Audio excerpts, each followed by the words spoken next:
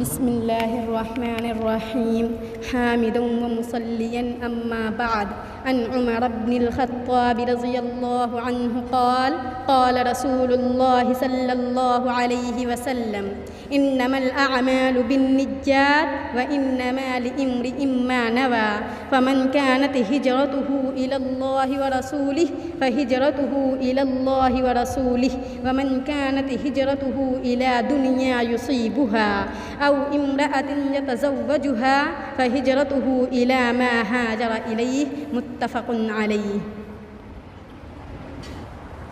الحمد لمن تفرد بالقدم فكل شيء ما سواه مسبوق بالعدم والصلاة والسلام على سيد العرب والعجم وعلى آله وأصحابه مصابيح الظلم أما بعد فأعوذ بالله من الشيطان الرجيم بسم الله الرحمن الرحيم وما آتاكم الرسول فخذوه وما نهاكم عنه فانتهوا صدق الله العظيم۔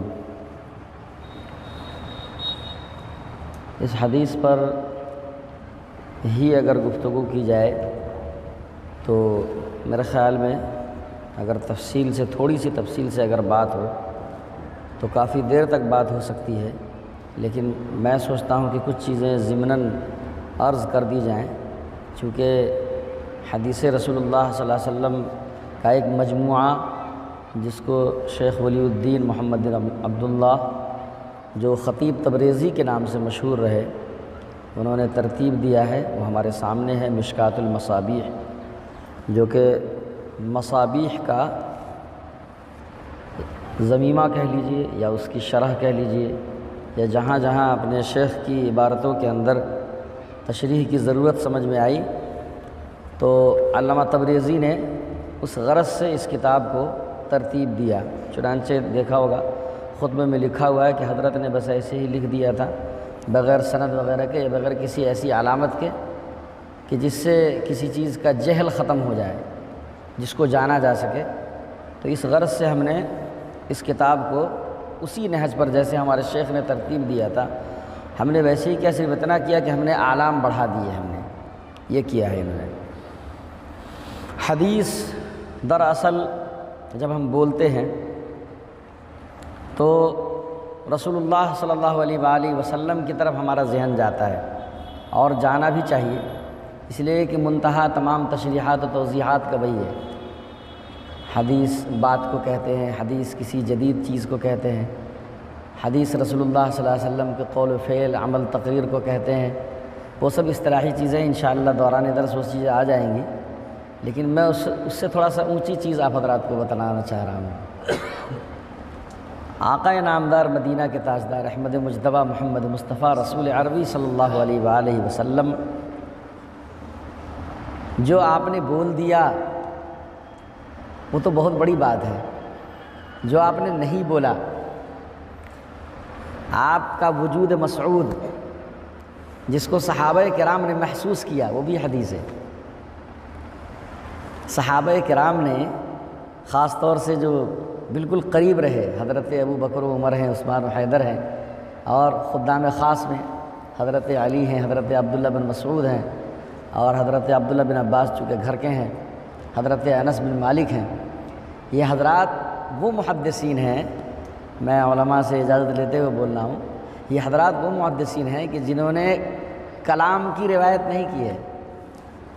جیسے رسول اللہ صلی اللہ علیہ وسلم کو بالکل خاموش انہوں نے محسوس کیا، ویسا انہوں نے اپنے عمل سے ظاہر کر کے بتایا کہ میرے آقا جب خاموش رہے تو ان کا وجود اس طرح سے ظاہر ہوتا، اگر کرتے تو۔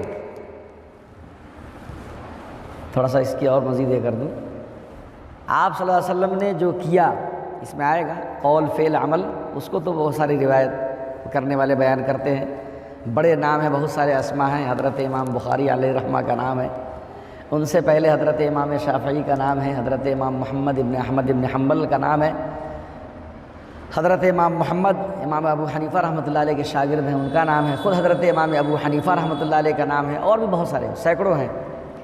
لیکن جنہوں نے بولتی تصویر نہیں، خاموش تصویر کو نقل کیا اپنی زندگی کے ذریعے، بے الفاظ، گونگی حدیث، خاموش حدیثیں، وہ حضرات صحابہ کرام ہیں، اور جو میں نے چند نام لیے ہیں یہ وہ صحابہ کرام ہیں۔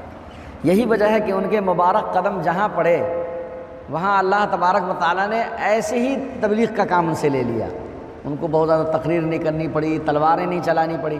حضرت ابوبکر صدیق رضی اللہ تعالیٰ عنہ کے زمانے میں جنگیں کتنی ہوئی؟ بہت کم، چونکہ مختصر مدت 2 سال 2 مہینہ 10 دن ان کا مدت خلافت کے ایام ہے. حضرت عثمان غنی رضی اللہ تعالیٰ عنہ 10 سال تو ہے، لیکن یہ ہے کہ اتنا بلوا، اتنا انتشار خلفشار اس وقت صحابہ کرام کی صفوں میں پیدا ہوا کہ آخرکار ان کی موت پر ہی جا کر کے تمام ہوا. وہ شہادت عظمیٰ نصیب ہوئی تو بہت زیادہ موقع نہیں ملا. تو یہ وہ حضرات تھے کہ جنہوں نے خاموش رسول اللہ صلی اللہ علیہ وسلم کی ترجمانی کی. میں ایسا اس لیے بول رہا ہوں کہ محمد مصطفیٰ صلی اللہ علیہ وسلم ہمارا کعبہ اور قبلہ ہے. ہم اگر یہ سمجھتے ہیں کہ ہم مسلمان ہیں تو اس میں صرف یہ نہیں کہ ہمارے لیے میم سین لام میم مسلم اتنا کافی نہیں ہے.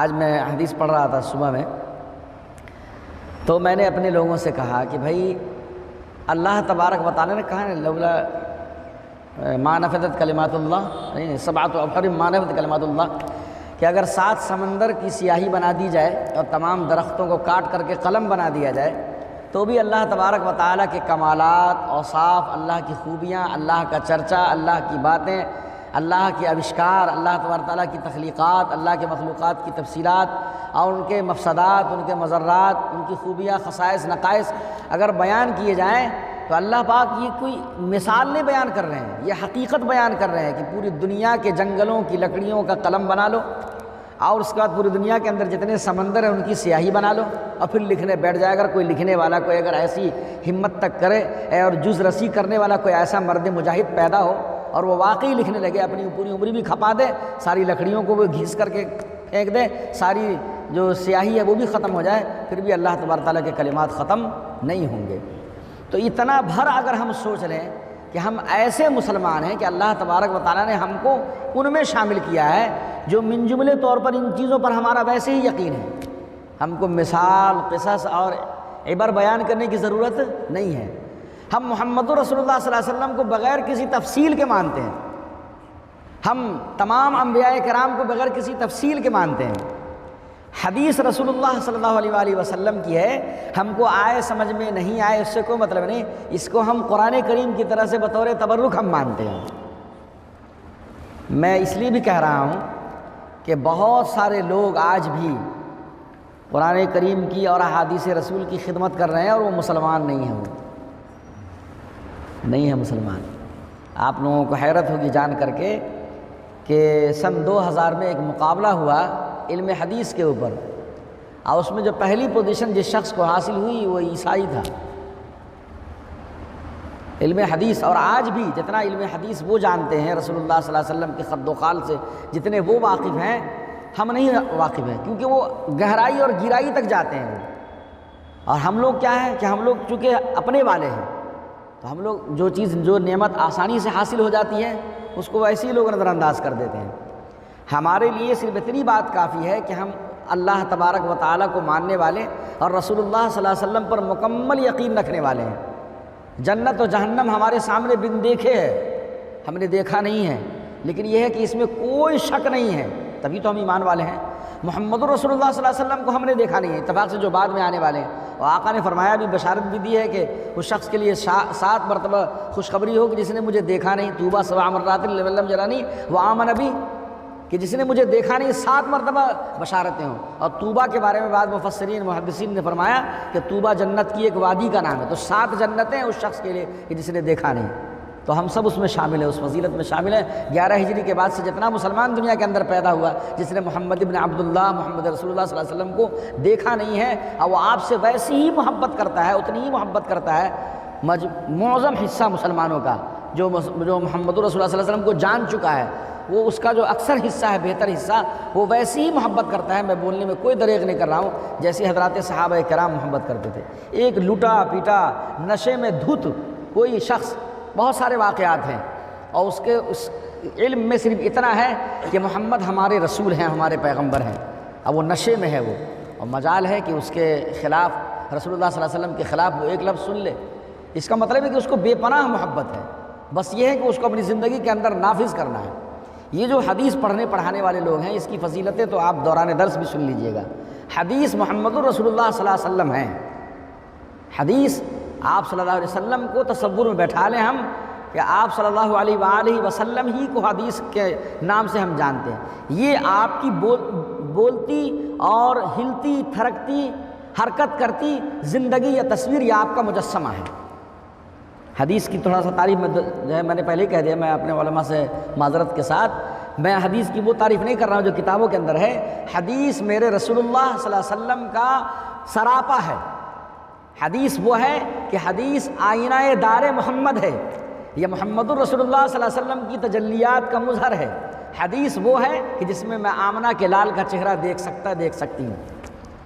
سمجھ رہے ہیں؟ تو اتنی محبت جب اس حد تک ہو جائے گی تو ہم کو پھر کسی اور چیز کی، کسی اور کے سمجھنے کی ضرورت ہی نہیں پڑے گی۔ حدیث کیا ہے؟ میرے رسول اللہ صلی اللہ علیہ وسلم ہیں۔ جب ہم کتاب کھولیں، ہے نہیں، میں نے کہا نا کہ درود شریف ایک مرتبہ پڑھ لیجئے، اور یہ ہے عاشق کے لیے، ہم سب محمد رسول اللہ صلی اللہ علیہ وسلم کے عاشق ہیں۔ عاشق کے لیے ضروری ہے کہ وہ معشوق میں فنا ہو جائے، پھر اس کی اپنی کوئی خواہش ہی نہیں ہو، اپنی اس کی کوئی چاہت ہی نہیں ہو، طبیعت پہ بار ہے، بوجھ ہے، نہیں کرنا ہے یہ کام، لیکن نہیں، میرے آقا صلی اللہ علیہ وسلم کو یہ چیز پسند ہے۔ ایک صاحب کل کہ قرۃ عین فی الصلاۃ، یہ حدیث بہت مشہور ہے، آپ لوگ بھی پڑھیں گے، ہمارے حضرات بہت اچھی طرح جانتے ہیں، اور کئی تقریروں میں بولنے کا بھی موقع ملتا ہے کہ نماز، آقا نے فرمایا کہ میری آنکھوں کی ٹھنڈک نماز میں ہے۔ اس کو آپ طالب علمانہ اعتبار سے، جی آپ لوگوں کے لیے اس کو آپ ایسے نہیں ترجمہ کریں، قرۃ عین فی الصلاۃ، آنکھوں کی ٹھنڈک نماز میں ہے، کیا مطلب؟ آپ صلی اللہ علیہ وسلم کی آنکھوں کی ٹھنڈک نماز میں نہیں ہے، نماز محمد الرسول اللہ صلی اللہ علیہ وسلم کے روح میں سرایت کی ہوئی ہے، اس سے صرف آنکھیں ٹھنڈی نہیں ہوتی، آقا کے دل کو قرار ملتا ہے سجدوں سے، کیونکہ سجدے میں انسان اپنے پیدا کرنے والے کے سب سے زیادہ قریب ہوتا ہے۔ اس دعوے کی دلیل آقا نے فرمایا کہ جس دن یہ احساس ہو جائے کسی ساجد کو کہ وہ اپنے پیدا کرنے والے سے کتنا قریب ہے، تو تا دم حیات وہ اپنا سر سجدے سے اٹھائے نہیں۔ یہ صرف آنکھوں کی ٹھنڈک کی بات میں ایسا ہوگا نہیں ہو سکتا ہے، یہاں تو دل کو قرار جس سے حاصل ہو اس کا نام سجدہ ہے، دھڑکنوں میں جس کے تار سنائی دیں اس کا نام سجدہ ہے، رگوں میں رگے خون کی طرح جو بہے جو قطرے اس کا نام سجدہ ہے، یعنی اس لیے ساری چیز کو انسان چھوڑ کر کے اور پڑ جاتا ہے سجدے میں۔ تو اگر ایسا احساس ہو جائے، اسی کو کہا، آگے آئے گی حدیث آئے گی آپ لوگ کو انشاءاللہ، یا اسی میں ہے شاید کتاب الایمان میں ہی ہے، بہت طویل حدیث، ان تعبد اللہ کانک تراہ، اس کی تشریح جب آئے گی دیکھیے گا حضرات اساتذہ ہی بتائیں گے، ایسے بن جاؤ کہ تم اللہ میں فنا ہو جاؤ گا، تم اللہ کو دیکھ رہے ہو، تمہاری آنکھ اتنی ہو جائے تمہارے حد بصارت کی کوئی رینج ہی نہیں ہو، کوئی کیپیسٹی طے ہی نہ کر سکے کتنا کلومیٹر تک تمہاری، یا 5 کلومیٹر تک دیکھ سکتے ہیں اگر میدان خالی ہو تو انسان کی آنکھیں، نہیں، یہ سب کچھ نہیں جی، یا سائنسی زبان میں اتنا میگا پکسل کیمرہ ہے ہماری، نہیں، وہ سب کچھ نہیں، میں تو اللہ کو دل کی نگاہ سے دیکھتا ہوں، آئینہ دل میں ہے تصویر، یار ایک ذرا گردن جھکائی دیکھ لی، کچھ ہے ہی نہیں یہاں اللہ تیرے علاوہ کچھ نہیں، میں نے تو کلمہ وہ پڑھا ہے، لا الہ الا اللہ محمد الرسول اللہ، ہر تمنا دل سے رخصت ہو گئی، اب تو آجا، اب تو خلوت ہو گئی، ہر سے خاندیم فراموش کر دیم، اللہ حدیث یار کے تکرار میں کنیم، ایک ہی نام ہے بس، اس لیے قرۃ عین فی الصلاۃ کا صرف یہ ترجمہ چھوٹا ہوگا کہ آقا کی آنکھوں کی ٹھنڈک نہیں، آقا کے دل کا قرار، چین، سکون، روح کس سے مجمج ہوتی ہے، کس سے رج رج ہوتی ہے؟ سجدوں سے ہوتی ہے جی۔ تو اس طرح سے جو ہے ہم کو انشاءاللہ ان محبتوں کے ساتھ ہم کو انشاءاللہ حدیث پڑھنی ہے، اور باقی حدیث کے جو فضائل ہیں پڑھنے پڑھانے والوں کے کیا کہنے ہیں۔ حضرت امام محمد رحمۃ اللہ علیہ بہت بڑے ہیں، اور اپنے لوگوں میں بڑے ہمارے سرخیل ہیں، ہے نہیں، بلکہ امام ابو حنیفہ رحمۃ اللہ علیہ کے بارے میں کہتے ہیں کہ امام ابو حنیفہ رحمۃ اللہ علیہ کو اگر کسی نے زندہ کیا تو اس کا بیشتر حصہ جو ہے حضرت امام محمد سیدنا حضرت امام محمد رحمۃ اللہ علیہ کو جاتا ہے۔ حضرت امام محمد رحمۃ اللہ علیہ وہ ہیں جو حضرت امام شافعی رحمۃ اللہ علیہ، جو خود ایک مسلک کے اور ایک مذہب کے بانی ہے باقاعدہ، اور جنہوں نے علم حدیث میں بڑے خدمات انجام دیے ہیں، اور ان کا ایک اچھا خاصا طبقہ مسلمانوں کا ان کا ماننے والا ہے، فالوور ہے، وہ خود حضرت امام شافعی رحمۃ اللہ علیہ امام محمد رحمۃ اللہ علیہ کے سوتیلے بیٹا ہیں۔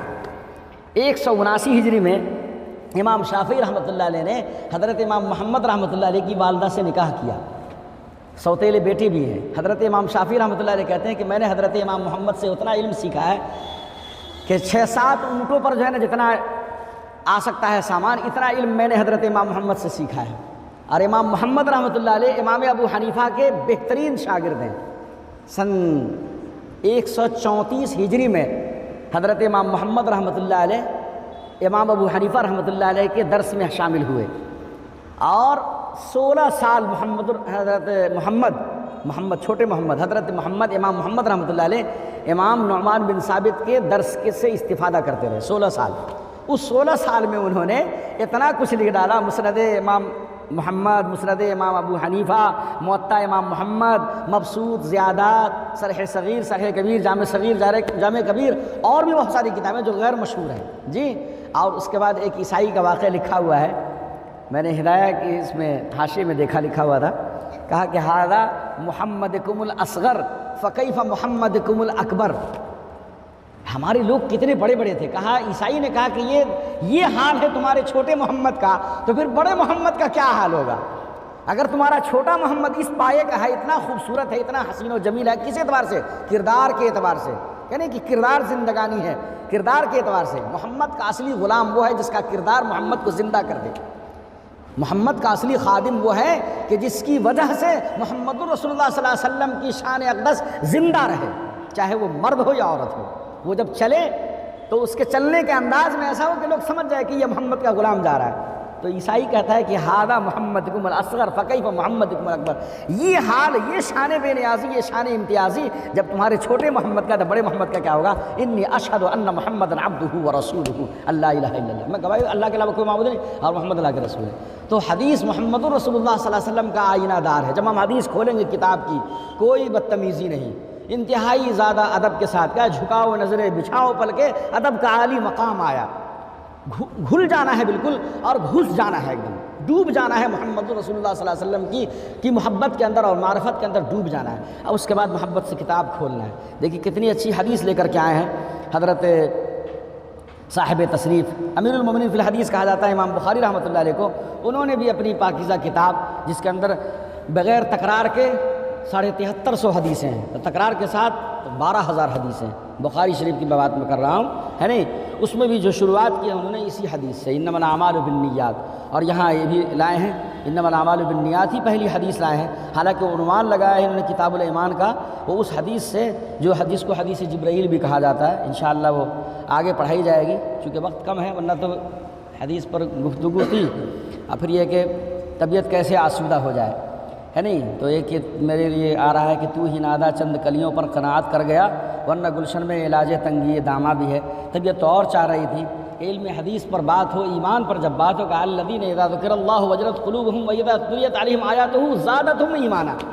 ایسا کیسے ہو سکتا ہے؟ قرآن کریم تو اتنا خراب پڑھنے والے لوگ بھی ہیں، پھر بھی ایمان تازہ ہوگا۔ ایمان تازہ ہوگا جو شخص اس کے معانی اور مطالب کو سمجھ رہا ہوگا۔ الذین اذا ذکر اللہ وجلت قلوبہم واذا تلیت علیہم آیاتہ زادتہم ایمانا۔ وہ ایک پتے کو دیکھ کر کے اس کا ایمان ویسے اس سے زیادہ ہرا ہو جائے گا۔ کون ہے یہ اس کی چھوٹی چھوٹی شاخوں اور سوتوں کے اندر پانی پہنچانے کا نظام بنا رہا ہے، یعنی پتھر کو توڑیے اور پتھر کو توڑ کر کے اس کے اندر سے ایک جاندار چیز نکل رہی ہے، اور اس کے منہ میں حضرت شیخ ثانی بخاری شریف کے دوران درس جو اس واقعے کو کئی مرتبہ جو وہاں سے پڑھے ہوئے ہیں انہوں نے سنا ہوگا، حضرت تو سناتے ہیں اور بالکل سندوں کے ساتھ کہ اس پتھر کو جب توڑا گیا تو اس کے اندر سے ایک کیڑا نکلا، اس کیڑے کے منہ میں چاول تھا ابلا ہوا۔ کون پہنچا رہا ہے جی؟ کون پہنچا رہا ہے؟ ہمارے جسم کے اندر کیا سنریہم آیاتنا فی الآفاق وفی انفسہم، قرآن پاک کو بھی کھائیے پیجیے، حدیث کا نمبر دوسرا ہے نہیں؟ قرآن پاک اللہ تبارک و تعالیٰ ہے اور احادیث رسول اللہ محمد الرسول اللہ ہے، ہاں یہ بھی لے لیجئے۔ قرآن پاک کیا ہے؟ اللہ تبارک و تعالیٰ جی، اور حدیث کیا ہے؟ رسول اللہ صلی اللہ علیہ وسلم۔ سنریہم آیاتنا فی الآفاق وفی انفسہم، اپنے دل کی دھڑکنوں کو ٹٹولو، اپنے پھیپھڑوں کے نظام کو دیکھو، سانس کے اندر ہواؤں کے آنے اور جانے کے نظام کو دیکھو، اپنی آنتوں کا نظام کو دیکھو، کھانے کے ہضم کرنے اور بنانے کا نظام دیکھو، دل کی دھڑکنوں کا نظام دیکھو۔ سنریہم آیاتنا فی الآفاق وفی انفسہم، تمہارے چلنے کا نظام، تمہارے دماغ کی پوری باڈی کو کنٹرول کرنے کا نظام، تمہارے دل کے خیالات اور اس خیالات کو پھر عملی جامہ پہنانے کا نظام، یہ پورا ایک سسٹم ہے جو اس کے اندر غور کرو گے تم خود بخود سجدے میں گر پڑو گے، تمہارے پاس کوئی مفر نہیں ہوگا جی۔ تو قرآن کریم کو پڑھیں اللہ تبارک تعالیٰ دکھائی دیں، حدیث کو پڑھیں رسول اللہ صلی اللہ علیہ وسلم دکھائی دیں۔ جی انما الاعمال بالنیات، یہ بھی ایک بہت کیا غضب کی بات کہی ہے، کیا کہہ دی میرے رسول اللہ صلی اللہ علیہ وسلم نے۔ جی کلام الملوک ملوک الکلام، بادشاہ کا کلام کلام کا بادشاہ ہوتا ہے۔ آقا نے فرمایا کہ انما الاعمال بالنیات، قال حضرت عمر بن خطاب رضی اللہ عنہ سے روایت ہے، آقا نے فرمایا کیا انما الاعمال بالنیات، اعمال کا مدار نیتوں پر ہے، نیتوں پر منحصر ہے، اور بلا شبہ ہر شخص کے لیے وہ ہے جس کی اس نے نیت کی ہے۔ چنانچہ جس شخص کی ہجرت اللہ تبارک و تعالیٰ اس کے رسول کی طرف ہو تو اس کی ہجرت اللہ اور اس کے رسول کی طرف مانی جائے گی، اور جس کی ہجرت دنیا کی طرف ہو، جی جس کو وہ پالے، یا کسی عورت کی اگر اس نے نیت کی ہے جس سے وہ شادی کرنا چاہ رہا ہے تو اس کی ہجرت اسی کی طرف جس کی طرف اس نے ہجرت کا ارادہ کیا ہے۔ یہ کیا کہہ دیا اللہ تبارک تعالیٰ نے۔ محدثین نے آ کر کے یہاں پر اس راوی جس کے ساتھ یہ واقعہ ہوا، اس حدیث کا جو شان نزول ہے، دونوں کا نام چھپا دیا ہے۔ کیا ہے یہ؟ اور ہونا بھی چاہیے، عزت نفس ہے نہیں؟ صحابہ کرام رضوان اللہ تعالیٰ علیہ اجمعین کا جو مقام و مرتبہ ہے، اس کو ہم عامی لوگ اپنے اعتبار سے نہیں، اس کو ہم قیاس کر سکتے ہیں۔ بڑے اونچے لوگ ہیں، بڑے اونچے لوگ، اللہ تبارک و تعالیٰ نے کچھ کام صادر کروائے ان سے۔ حضرت معاذ اسلمی ہیں، کچھ کام اللہ تبارک نے صادر کروائے، نہیں ہوتا تو ان چیزوں کو ہم سمجھ نہیں پڑتے۔ اب یہ ہے کہ حضرت آدم علیہ السلام کے بیٹے لڑ رہے ہیں آپس میں، بھائی کو مار دیا اور دفن کرنے کا طریقہ معلوم نہیں ہے تو وہ بھیج دیا، چونکہ اس وقت بالکل آغاز تھا، اس وقت نہ کوئی شرم و لحاظ کی بات تھی نہ کوئی ہنسنے والا تھا۔ اور اس زمانے میں اگر اس طرح کی بات ہوتی تو لوگ تو پیچھے پڑ جاتے، اور جو مستشرقین ہیں، جو یہود و نصارہ ہیں، جن کی سرشت کے اندر یہ داخل ہے کہ اسلام کو ذکر پہنچانا، وہ تو اس سے بھی باز نہیں آتے۔ ایک ڈاکٹر اسپرنگر ہے، اسپرنگر نام بھی اسپرنگ کے جیسا اور خیالات بھی اسپرنگ کے جیسا، اس نے کچھ اچھی بات بھی کی ہے تو بہت ساری بری بات بھی کی ہے، بہت بڑا مستشرق ہے۔ اس نے یہ ثابت کرنے کی کوشش کی اپنی پوری زندگی کے اندر کہ حضرت ابراہیم علیہ السلام کے بارے میں جو یہ مسلمان یہ کہتے ہیں کہ یہی دین حنیف کے بانی ہیں، یہ صحیح نہیں ہے۔ دین تو یہ 1400 سال پہلے محمد بن عبداللہ کا ہے، نعوذ باللہ۔ اس پر کبھی بات ہوگی تو حضرات اساتذہ کرام بتائیں گے آپ کو، بڑا نقصان پہنچایا ہے۔ تو اگر اس طرح کی چیزیں مل جاتی تو وہ تو فوراً وہ لے دے بچا دیتے، اس لیے یہاں پر چھپا دیا ہے۔ یہ واقعہ پیش آیا تھا، ایک صحابی ہیں، ایک صحابیہ ہیں، ان کے ساتھ یہ معاملہ آیا تھا۔ صحابیہ ہجرت کر کے چلی گئی تھی مدینہ، اور یہ صاحب اسی نیت سے نکل پڑے تھے۔ پھر بعد میں اللہ تبارک تعالیٰ نے انشراح صدر کیا تو پھر رسول اللہ صلی اللہ علیہ وسلم کی اطاعت اور آقا صلی اللہ علیہ وآلہ وسلم کی محبت پھر شامل ہو گئی۔ تو پھر اس جو خیالات جو پہلے آئے تھے، خیالات کہ جس کی وجہ سے وہ جا رہے تھے، جس خاتون کی وجہ سے، وہ خیال مغلوب ہو گیا، لہذا اس پر بات نہیں کی جا سکتی۔ تو گویا کہ ہجرت ان کی کس کے لیے ہو گئی؟ اللہ اور اس کے رسول کے لیے ہو گئی، اب اس عورت کے لیے نہیں ہوئی، اس لیے اس پر کلام بھی نہیں کرنا۔ نیت کیا ہے؟ نیت جو ہے آپ نے سنا ہوگا، محسوس طریقے سے میں سمجھانے کی کوشش زیادہ کرتا ہوں، چونکہ زیادہ تفصیل بھی نہیں کرنی، لیکن پھر بھی آپ حضرات کے کام کی چیزیں اللہ تبارک تعالیٰ آپ لوگوں کا سینہ علم سے بھر دے، اللہ کے رسول صلی اللہ علیہ وسلم کی محبت معرفت کے ساتھ ساتھ۔ نیت یہ دل میں پیدا ہونے والے خیال ہیں، لیکن کنٹرولر آف باڈی جو ہے وہ دماغ ہے۔ پھر اللہ کے رسول صلی اللہ علیہ وسلم فرماتے ہیں انما الاعمال بالنیات، کہ نیتوں کا اعمال کا دار و مدار کس پر ہے؟ نیتوں پر ہے۔ نیت دل میں پیدا ہوئی ایک چیز کا نام ہے، یہ اللہ تبارک و تعالیٰ کے کارخانے میں غیر مرئی ایک مخلوق ہے، یہ نہ دکھائی دینے والی ایک مخلوق ہے۔ یہ ویسے ہی ہے جیسے ہم سانس لیتے ہیں نا، اپنے اس میں پھیپھڑے میں جاتی ہے ہوا، تو یہاں پر کوئی اگر اسٹوڈنٹ عصری تعلیم کے ہوں گے تو وہ سمجھ سکتے ہیں اچھی طرح سے کہ ہوا پانی اور پانی ہوا، یہ اللہ تبارک تعالیٰ کا ایک نظام ہے۔ پانی کی بوتل جو ہوتی ہے ٹھنڈی، دیکھا ہوگا حضرت، آپ لوگوں نے بھی محسوس کیا ہوگا، ٹھنڈے کی بوتل ہو یا ٹھنڈا پانی ہو تو کیا اس سے محسوس کرتے ہیں کہ اس میں کا اندر کا پانی باہر آ گیا؟ کیا اب تک کیا سمجھے ہیں؟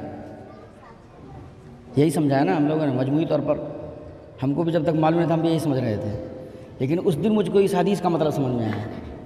پانی جب ہم رکھتے ہیں، ٹیمپریچر جب اس کا ڈاؤن ہوتا ہے اور جب وہ ٹھنڈائی میں چلا جاتا ہے، جب پانی جمنے کی حالت میں ہوتا ہے، اور جب ہم کسی برتن میں پیک کر کے پانی کو رکھ دیتے ہیں، اس کے بعد جب ہوا اس سے ٹکراتی ہے تو ہوا پانی میں تبدیل ہو جاتی ہے۔ یہ اللہ تبارک تعالیٰ کا نظام ہے۔ اب سمجھ میں یہ آتا ہے کہ جب ہم سانس لیتے ہیں تو ہوا ہی اندر جاتی ہے، لیکن یہ بعین ہی ہوا اندر نہیں جاتی۔ ناک کی جو نلی ہے چھوٹی سی، بہت زیادہ نہیں ہے، اور یہ سارا عمل سیکنڈ کے اندر ہوتا ہے۔ ہوا گئی ایک خاص حصے میں، وہاں جا کر کے پانی میں تبدیل ہوئی، اور پھر وہ پانی پھر سے واپس ہوا میں تبدیل ہوا۔ پہلے والے مرحلے کا نام آکسیجن، دوسرے والے مرحلے کا نام کاربن ڈائی آکسائڈ۔ جی تو یہ بھی اللہ تبارک و تعالیٰ کی ایسی مخلوق ہے جو نہ دکھائی دینے والی ہے۔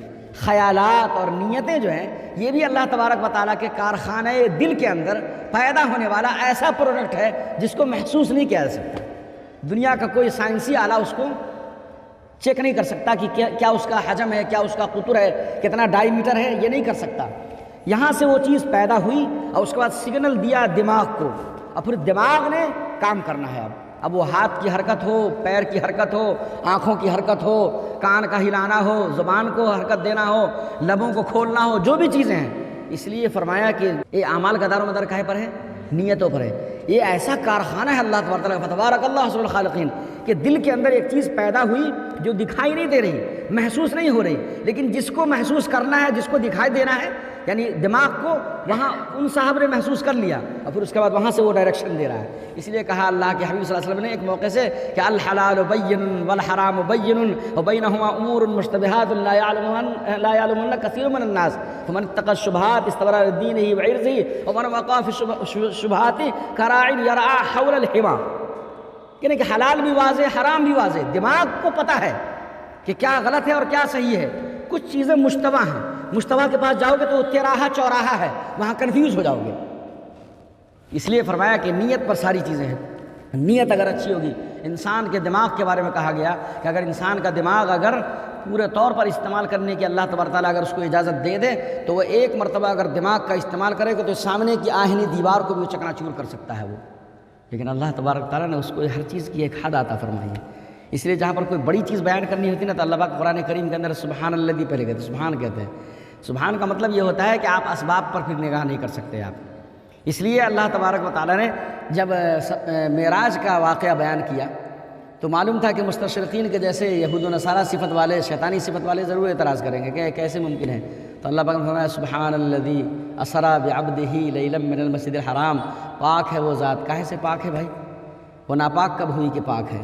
پاک ہے وہ کس چیز سے؟ تھکنے سے، اسباب سے، علتوں سے، چلنے کے لیے پیر سے، جی حرکت کرنے کے لیے ہاتھ سے، بولنے کے لیے زبان سے، دیکھنے کے لیے آنکھ سے، تھک جانے کی جو بری صفت ہے اس سے، بھوک لگنے کی جو بری صفت ہے اس سے، ان تمام چیزوں سے، جن چیزوں سے انسان یا کوئی شے کمزور ہوتی ہے ان تمام اشیاء سے پاک ہے۔ اس لیے اب یہ نہ سمجھو کہ کیسے ساتوں آسمان کو عبور کر لیا اور کیسے جنت و جہنم کی سیر بھی کر لی اور بستر کی گرماہٹ بھی برقرار ہے، زنجیر بھی ہل رہی ہے کمرے کی، کس طریقے سے ہو گیا جی؟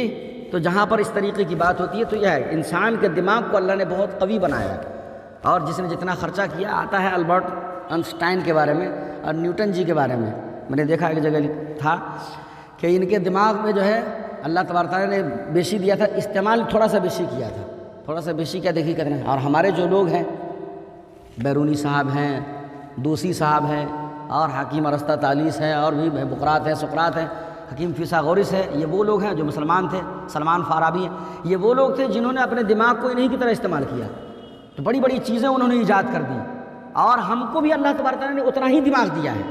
جو ایک بالغ آدمی، باشعور آدمی جس کو اللہ تبارک و تعالیٰ نے کسی طرح کی کوئی کمی کے ساتھ نہیں دیا ہے، اس کا دماغ بھی یعنی بڑے لوگوں کے دماغ کے جیسا ہی ہوتا ہے۔ چنانچہ امام شافعی رحمۃ اللہ نے کہا کہ نحن رجال وہم رجال، انہوں نے جو اجتہاد کی بنیاد رکھی ہے اصل طریقے سے، حالانکہ ان سے پہلے امام مالک رحمۃ اللہ علیہ آ چکے تھے میدان میں، لیکن یہ کہ انہوں نے صاف دعویٰ کیا کہ وہ بھی انسان تھے، ہم بھی انسان ہیں، پھر تحقیق کے دروازے کو کم کیوں کیا جائے، کیوں نہ کھولا جائے۔ چنانچہ امام ابو حنیفہ رحمۃ اللہ علیہ جتنے مشہور اور اتنے بڑے امام جن کی وہ خود تعریف کرتے ہیں کہ ان کا صرف ذکر کرو میرے لیے وہ خوشبو کی طرح سے ہیں، جتنی مرتبہ ذکر کرو گے ایسا جیسے رگڑ رہے تو اس سے کستوری کی خوشبو جو ہے پھوٹ رہی ہے۔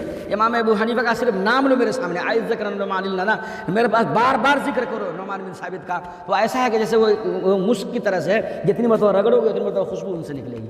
اور مخالفت جب کرنے پر آ گئے تو صرف نماز میں لکھا شیخ زکریہ رحمۃ اللہ علیہ نے کہ 2 رکعتوں میں 150 اختلاف ہے۔ 2 رکعتوں میں کتنی جگہ اختلاف ہے کیا ہے امام شافعی رحمۃ اللہ علیہ، امام رحمۃ اللہ علیہ سے 150 مرتبہ جی۔ تو ایک طرف ان کا مقام و مرتبہ ساری چیزیں ہیں، لیکن یہ ہے کہ کیا اصل دعویٰ ان کا کیا ہے کہ وہ بھی انسان، میں بھی انسان، جو وہ کر سکتے ہیں ہم بھی کر سکتے ہیں، تو آپ بھی کر سکتے ہیں۔ ابھی سنایا نا آپ کے استاذ محترم نے کہ یہ علم حدیث میں خدمات انجام دینا صرف مردوں کا کام نہیں رہا ہے، اور کسی کام پر، اچھے کام پر کسی کی اجارہ داری نہیں ہوتی، ہر ایک مکلف ہے۔ آپ سے بھی اللہ تبارک تعالیٰ سوال کریں گے، ہم سے بھی اللہ تبارک تعالیٰ سوال کریں گے۔ ان المسلمین والمسلمات پڑھتے ہیں نا آپ لوگ، والمؤمنین والمؤمنات والقانتین، اتنی ڈیٹیل میں اللہ پاک نے بیان کیا وہاں پہ کہ تاکہ ہر شعبہ بالکل واضح ہو جائے، ہر شعبہ واضح ہو جائے، پورا ہے اعد اللہ کیا ہے لہم مغفرۃ واجرا عظیما، سب کے لیے اللہ نے، کس کے لیے؟ دونوں طرف، دونوں پارٹیوں کے لیے اللہ نے، تو کام بھی تو دونوں کو کرنا ہے نا جی۔ وظیفہ جسمانی ساخت کے اعتبار سے الگ ہے، وہ ایک الگ چیز ہے۔ وظیفہ ہمارا جو ہماری ڈیوٹی ہے، کام کو کرنا ہے، کرنا سب کو ہے، لیکن کس طرح سے کرنا ہے، کتنا کرنا ہے، وہ تھوڑا بانٹ دیا ہے، کیونکہ بنانے والے نے ہم کو دو طرح کا کھلونا بنایا ہے۔ ہم کو کیسا بنایا؟ آپ کو کیسا بنایا؟ ہمارے جیسا آپ کو نہیں بنایا، آپ کے جیسا ہم کو نہیں بنایا، اس لیے یہ بیہودہ نعرہ ہے مساویانہ، اس پر بھی بات آ گئی ہے تو بات آ جائے گی انشاءاللہ۔ تو نیتوں کا درست رکھنا بہت ضروری ہے، علم حاصل کرنے کے لیے بھی نیت کا درست رکھنا ضروری ہے، سونے جاگنے سے پہلے جی، اور کسی کام کو کرنے سے پہلے بھی نیتوں کا درست رکھنا بہت ضروری ہے۔ نیتیں اگر درست ہوں گی ہمارا ایمان سلامت رہے گا، اور بہت خوش نصیب ہے وہ شخص کہ جس کو اللہ نے مسلمان بنا دیا اور اسی اسلام کی حالت میں جس کا اختتام ہو گیا۔ حضرت عمر بن خطاب رضی اللہ عنہ کہتے ہیں، ہے نہیں، اس میں کوئی گستاخی نہیں ہے، مفتی امین صاحب کہتے ہیں کہ بھئی تو کتنی مرتبہ رضی اللہ لگا رہا ہے، جانے کتنا بڑا عاشق ہے جنو اللہ کے ولی۔ تو حضرت عمر خطاب رضی اللہ عنہ فرماتے ہیں کہ رسول اللہ صلی اللہ علیہ وسلم کا ارشاد گرامی ہے، آقا نے ارشاد فرمایا کہ بلا شبہ اعمال کے انعقاد کا مدار نیتوں کے ساتھ جڑا ہوا ہے، اور بلا شبہ انسان کے لیے وہی ہے جس کی اس نے نیت کی ہے، چنانچہ جس کی ہجرت اللہ اور اس کے رسول کی طرف ہو اس کی ہجرت اللہ اور اس کے رسول کے لیے مانی جائے گی، اور جس کی ہجرت دنیا کی طرف جس کو وہ چاہتا ہے تو دنیا کے لیے ہوگی، یا اگر کسی عورت کا خواہاں ہے جس سے وہ نکاح کرنا چاہتا ہے تو اس کی ہجرت پھر اسی کی طرف ہے جس کی اس نے نیت کی ہے۔ تبارک تعالیٰ مجھے بھی اور آپ کو بھی عشق رسول میں اللہ تبارک تعالیٰ سرشار کر دے، حدیث کی خدمت کے لیے اللہ ہم سب کو، آپ سب کو قبول فرما لے، اور حدیث پر پڑھنا اس لیے کہ حدیث کو پڑھنا بھی ہے اور حدیث کو اپنی زندگی کے اندر نافذ کرنا ہے انشاءاللہ۔ اللہ تبارک تعالیٰ مجھے بھی اور آپ کو بھی اچھے عمل کی توفیق عطا فرمائے۔ وآخر دعوانا الحمدللہ۔